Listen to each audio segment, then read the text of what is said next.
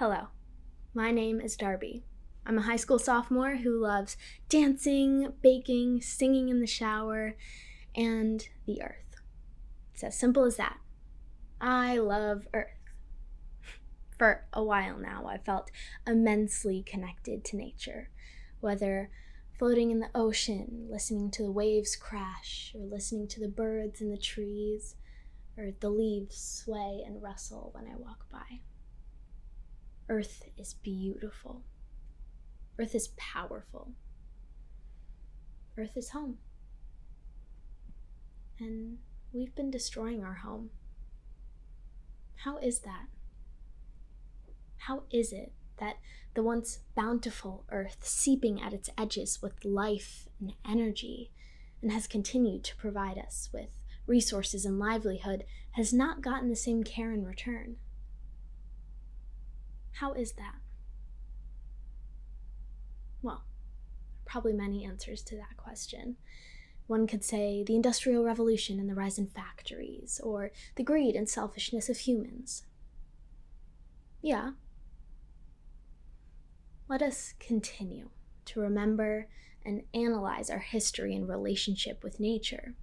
And what's also important now is figuring out how to save our home and ourselves. And that leads me to what I'll be talking about today. Environmentalism, a theory that views environment rather than heredity as the important factor in the development and especially the cultural and intellectual development of an individual or group, as well as advocacy of the preservation, restoration, or improvement of the natural environment. I think we can build on that.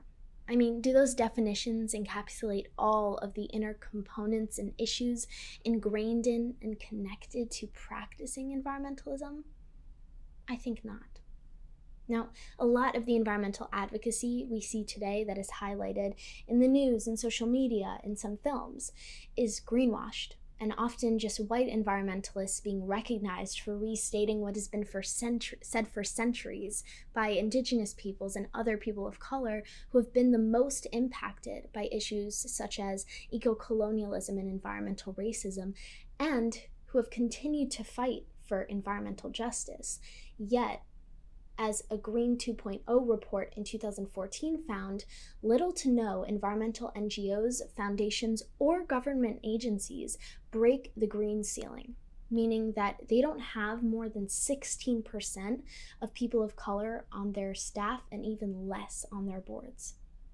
The curator of the study, Dorcetta Taylor, a professor of environmental sociology at the University of Michigan, did a study more recently, around 2018, which found fewer organizations are now voluntarily reporting their diversity statistics, and of those that are, the percentage of non-whites on their staff and boards remains low. Much of the modern and common environmentalism is like looking at a puzzle, acting like it's finished, but really still missing several key pieces. Notice how every puzzle piece is different, just like our experiences. While I might be trying to make my lifestyle more sustainable by cutting down on plastic bags or buying more plant-based foods, other communities and people are fighting for clean water or more water, being neglected and not being supported enough to live sustainably. In a study by the U.S. National Library of Medicine titled Disproportionate Exposures in Environmental Justice and Other Populations, The Importance of Outliers, they said, environmental risks are not uniformly distributed across groups of people. Age, poverty, and minority status place some groups at a disproportionately high risk for environmental disease. In this study, they discuss what is called unique exposure pathways, which place some individuals in those high-risk situations, such as drinking and bathing in unsanitary water, lack of water, chemicals and pesticides used in agricultural farming, contaminating crops, soil, air, and eventually humans. Here's what some people who have been affected by environmental issues have to say. It smells like a body that's been decomposed for a month.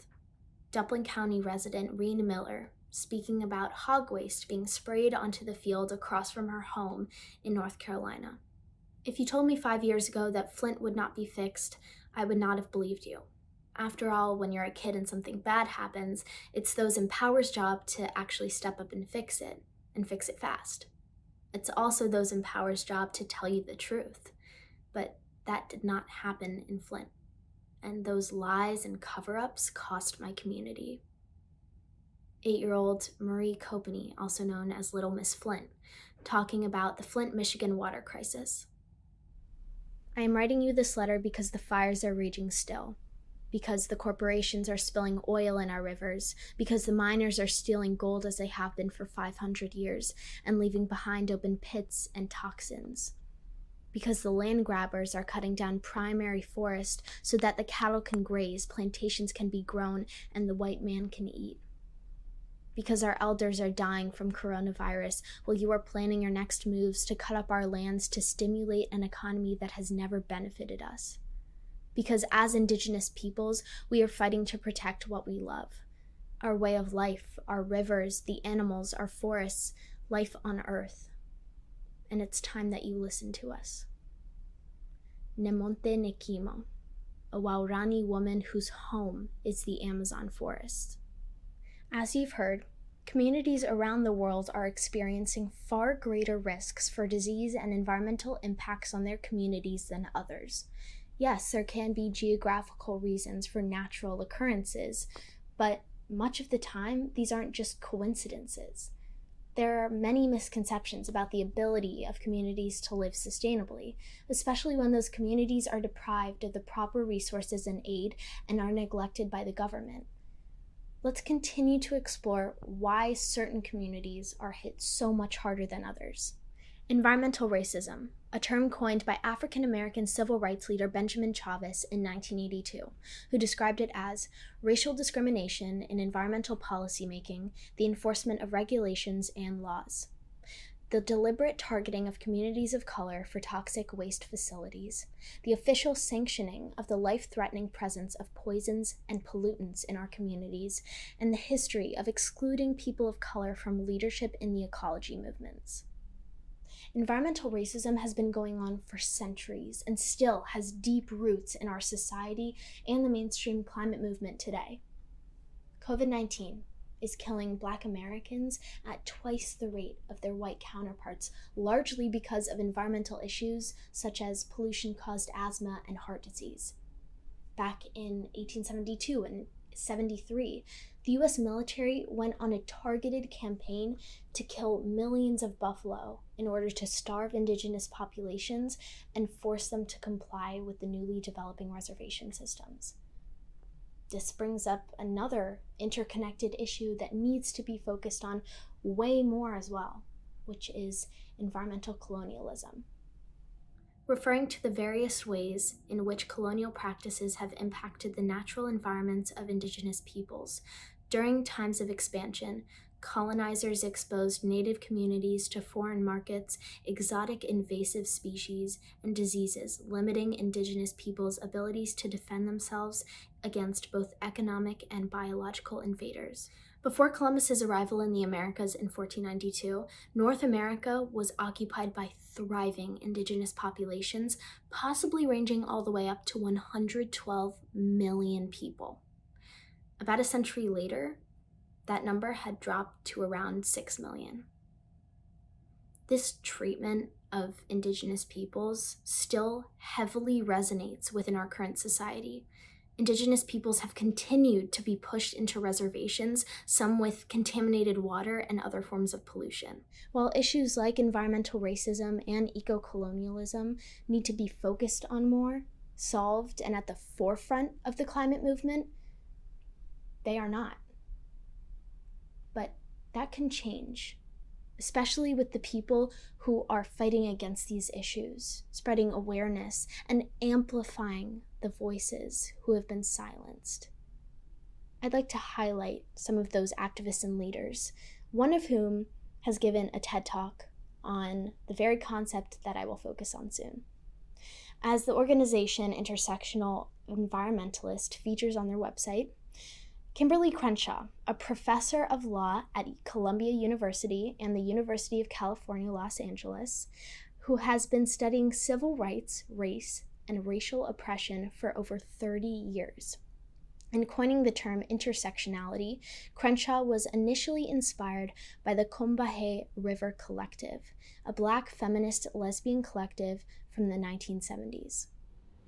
Intersectionality is defined as the interconnected nature of social categorizations such as race, class, and gender as they apply to a given individual or group, regarded as creating overlapping and interdependent systems of discrimination or disadvantage. Leah Thomas took intersectionality one step further to help found the organization Intersectional Environmentalist, which focuses on an inclusive form of environmentalism that advocates for the protection of all people and the planet. It identifies the ways in which injustices affecting marginalized communities and Mother Earth are interconnected. Intersectional environmentalism not only acknowledges these links, but brings them to the forefront of environmental activism without minimizing or silencing overt and discrete forms of oppression. Other intersectional environmentalist groups include Outdoor Afro, Organizing People Activating Leaders Environmental Society, also known as OPAL, Afro Vegan Society, Hip Hop Caucus, Project Eats, the Sunrise Movement, Generation Green, and Black Dirt Farm Collective.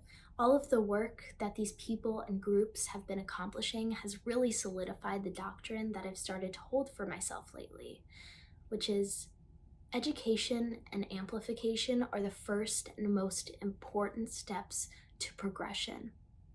Whether that means educating your fellow classmates or friends about intersectional environmentalism, working with your school to integrate intersectionality and Indigenous awareness into your curriculum, whether you're 10 or 17 years old, or a parent, or going to protests and amplifying the voices of those who need support in fighting for environmental justice.